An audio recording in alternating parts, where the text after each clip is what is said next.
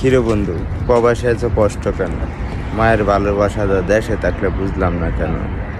আরে বন্ধু কি বলবি আর, জীবনে যে রুটিটা খাইনি, এই রুটি আজ মা নেই পাশে, যার জন্য আরে সকালবেলা উঠে মায়ের হাতের গরম গরম রান্না ভাত খেতাম, আর এখন না, সকালবেলা উঠে খেতে হয় এই রুটি।